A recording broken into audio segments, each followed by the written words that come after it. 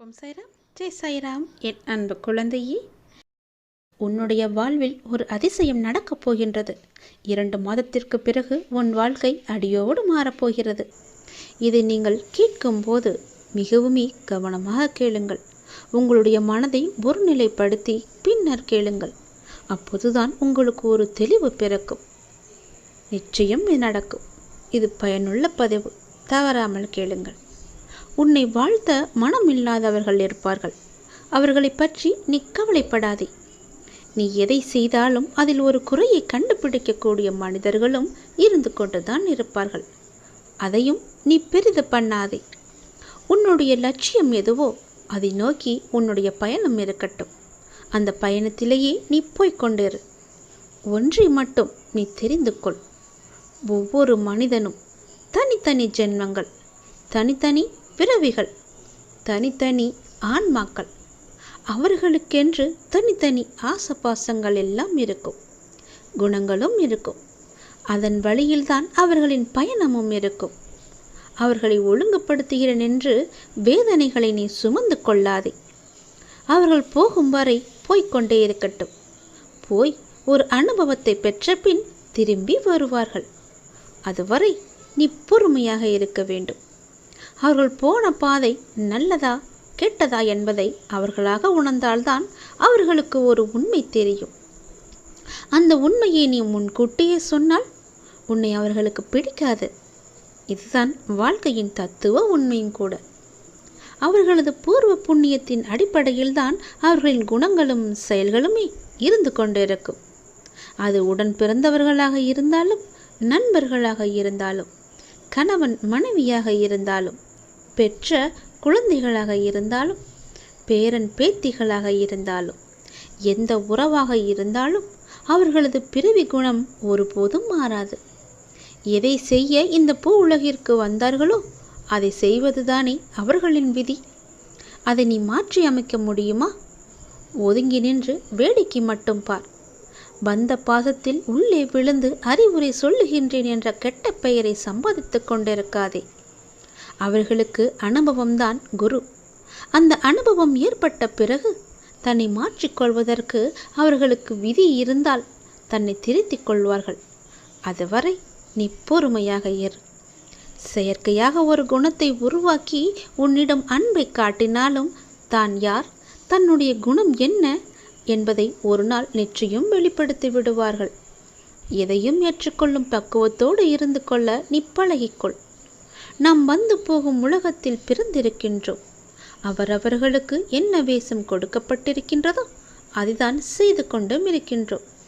அதை தவிர நாம் வேறு எதையும் செய்து காட்ட முடியாது. எல்லையில்லாத அன்பை வைத்திருந்தேன், என்னை ஏமாற்றி விட்டார்கள் என்று புலம்பிக் கொண்டிருக்காதே. கடலுக்கும் ஒரு எல்லை வைத்திருக்கிறான் கடவுள். அதையும் மீறி சில வேளைகளில் இறைவன் வகுத்த எல்லையை கடல் தாண்டி விடுகிறது. அதுபோல இயற்கையின் சுபாவங்களைப் போல் மனிதன் இயற்கை சுபாவங்கள் சில நேரங்களில் தங்களை வெளிப்படுத்திவிடும். நீ உன்னை எப்படி வைத்து கொள்ள வேண்டும் என்று நினைக்கின்றாயோ அப்படி வைத்துக்கொண்டு நீ வாழ பழகிக்கொள். அதில் நன்மை வந்தாலும் தீமை வந்தாலும் உனக்கு அது ஒரு அனுபவம் கிடைக்கும். அதை வைத்து உன்னையும் நீ திருத்திக் கொள்ளலாம். இன்பமானாலும் துன்பமானாலும் அதை நீயே சந்திக்க கற்றுக்கொள். அதை பகிர்ந்து கொள்வதற்கு ஒரு துணையை தேடாதே. உன் இன்ப துன்பத்தில் பங்கு பெறுவதற்கு இந்த பிரபஞ்சத்தில் ஒருவர் பிறந்திருந்தால் நிச்சயம் அவர் உன்னை கைவிடாமல் உன்னோடு சேர்ந்தே பயணிப்பார். அது உன் பிறவி பிராப்தத்தை பொறுத்து இருக்கின்றது. அப்படி அது நடந்துவிட்டால் எந்த சூழ்நிலையும் உன்னோடு இணைத்து இருப்பார். இணைந்தே வாழ்ந்து கொண்டிருப்பார். நீ பெண்ணாக இருந்தாலும் ஆணாக இருந்தாலும் வரும் துன்பத்தை எதிர்கொள்ளக்கூடிய ஆற்றலை நீ உருவாக்கிக்கொள். மனிதன் மீது வைக்கும் நம்பிக்கையை விட இறைவன் மீது வைக்கும் நம்பிக்கையை நீ அதிகரித்துக்கொள். உன் கண்ணீரும் உன் கவலையும் உன்னை பலவீனமாக காட்டிவிடும். அழுவதாலும் சோர்ந்து போவதாலும் ஒன்றும் நடக்கப் போவதில்லை. எப்படி இருந்தாலும் நீதான் அந்த சுமையை சுமந்தாக வேண்டும். அழுது சுமப்பதை காட்டிலும் ஏற்று சுமப்பது உனக்கு சிரமம் இல்லாமல் இருக்கும். தைரியமும் தன்னம்பிக்கையும் தான் ஒரு மனிதனை உலகத்தில் வாழ வைக்கும் என்ற உண்மையை நீ உணர்ந்து கொள். இந்த பக்குவத்தை நீ அடைந்து விட்டால் எந்த துன்பமும் உன்னை நெருங்காது என்பதை நீ உணர்ந்து கொள். இந்த பதிவை நான் உங்களுக்கு சொல்கின்றேன். அதை நீங்கள் பத்திரப்படுத்தி உங்களுக்கு நேரம் கிடைக்கும் பொழுதெல்லாம் மீண்டும் மீண்டும் ஒரு முறை கேட்டு பாருங்கள். இதை நீ முழுவதுமாக கேட்டிருந்தால் உன்னுடைய வாழ்க்கையில் ஒரு தெளிவு கிடைக்கும். எது நடக்காது, எதை பற்றி நாம் தூக்கி வைத்து கொண்டு கவலைப்பட்டு கொண்டிருக்கின்றோம் என்ற பல விஷயங்களுக்கு, உன்னுடைய பல கேள்விகளுக்கு நிச்சயம் இதில் விடை இருக்கிறது என்பதை நீ உணர்ந்திருப்பாய். உன் உழைப்பையும் அன்பையும் பிறர் தவறாக பயன்படுத்தும் போதோ அல்லது பலனை பிறர் அனுபவிக்கும் போதோ நீ வருத்தப்படாதே. அவர்கள் உன் கர்மாக்களையும் பாவங்களையும் அனுபவித்து உன் கர்ம வினைகளை விரைந்து முடிக்கவே அப்படி செய்து கொண்டிருக்கின்றார்கள். நான் தான் அவர்களை அனுப்பி வைத்திருக்கின்றேன். அந்த சமயத்தில் உனக்கு வருத்தம் அளித்தாலும் உன் கர்ம வினைகள் குறைகிறது என்று நீ நிம்மதி கொள். எந்த சூழ்நிலையிலும் இழந்து போனதையும் தொலைத்து விட்டதையும் எண்ணி நீ மனதில் கவலை கொள்ளாதே. நடப்பவை யாவும் நன்மைக்கு என்று நம்பிக்கையுன் உன் லட்சியத்தை நோக்கி நீ முன்னேறிச் செல். எல்லாம் நன்மைக்கே என்று சொல்கிறீர்களே, ஆனால் என் வழிகள் அப்படியேதானே இருக்கின்றது. எந்த நன்மையும் எனக்கு நடக்கவில்லை என்கிறாயா? நீ கொஞ்ச நாள் பொறு. உன்னுடைய வேண்டுதல் நிச்சயம் பலிக்கப் போகிறது. நீ அனுபவிக்கும் துயரங்களையே பெரிதாக நினைத்து போராடி கொண்டிருக்கின்றாய். அது உன்னை தாக்காமல் இருக்கவே நான் இங்கு போராடி கொண்டிருக்கின்றேன். அது உனக்கு தெரிய வாய்ப்பே கிடையாது. அதனால்தான் நான் அடிக்கடி கூறுகின்றேன், முடிந்தவரை எல்லோருக்கும் நல்லதே செய்யென்று, எதற்காகவும் அஞ்சாதே என்று. ஏனென்றால் உன்னோடும் உன் குடும்பத்தோடும் நான் இருக்கின்றேனே. இன்பமும் துன்பமும் நிலையற்றவைதான். அது எல்லோருக்கும் மாறி மாறி வந்து கொண்டுதான் இருக்கும். இன்று இருப்பது நாளை மாறிவிடும். எனவே நீ மனம் கலங்காமல் இரு.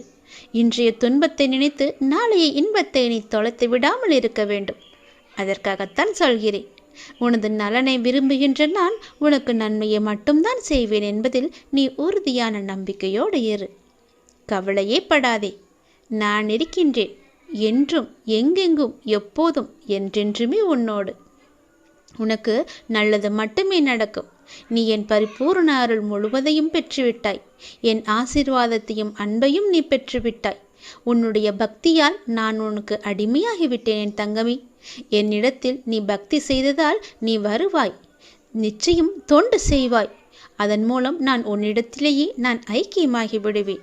உன்னுடைய வருகைக்காக நான் காத்து கொண்டிருக்கிறேன். நீ என்னிடம் வந்து மற்றவர்களுக்கு நீ தொண்டு செய். எனக்கு தொண்டு செய்ய வேண்டாம். மற்றவர்களுக்கு நீ தொண்டு செய்தால் நான் உன்னிடத்தில் வந்து உனக்கே நான் அடிமையாகி விடுகிறேன். உன்னிடத்திலே நான் இருந்து உனக்கு வேண்டிய உதவிகளையெல்லாம் நான் செய்கின்றேன். நீயோ மற்றவர்களுக்கு உதவி செய். உனக்கு தேவையானது எதுவோ அதை நானே தருகின்றேன். நீ அள்ளி அள்ளி கொடு. நானும் உனக்கு அள்ளி அள்ளி தருகின்றேன். நான் கொடுப்பதை வைத்து நீ மற்றவர்களுக்கு கொடு. உன் வாழ்க்கையில் பல நல்ல நல்ல மாற்றங்கள், நல்ல நல்ல நிகழ்வுகள், நீ கேட்ட சந்தோஷங்கள், மன மகிழ்ச்சிகள் எல்லாமே உனக்கு கிடைக்கும். நீ கேட்ட பண பிரச்சனை எல்லாமே தீர்ந்துவிடும். நான் உனக்கு அள்ளி அள்ளி தரும்போது நீ உன் இரு கைகளையும் தூக்கி அதை வாங்கிக்கொள். நான் தருவது உனக்காக மட்டுமே. உன்னுடைய உண்மையான பக்தியால் நீ என்னை வென்று விட்டாய். நீ என்னை அடிமையாக்கி விட்டாய். நான் உனக்கு எப்பொழுதும் தொண்டு செய்யவே நான் காத்திருக்கின்றேன். அதுபோல நீயும் தொண்டு செய்து மற்றவர்களின் வாழ்த்துக்களை நீ பெற்றுக்கொள். அதன் மூலம் உன் வாழ்க்கை மிக சிறப்பாகவே மாறும். நான் உன் நல்ல எண்ணத்தில் தான் நான் வைத்திருக்கின்றேன். அதுபோலவே நீயும் செய். உன்னையும் எல்லோரும் போற்றுவார்கள். நன்றாக இருப்பாய் நீ. திருச்செந்தூர் முருகன் நான் உனக்கு அள்ளி அள்ளி கொடுக்கப் போகின்றேன். சந்தோஷமாகவே பெற்றுக்கொள் நீ.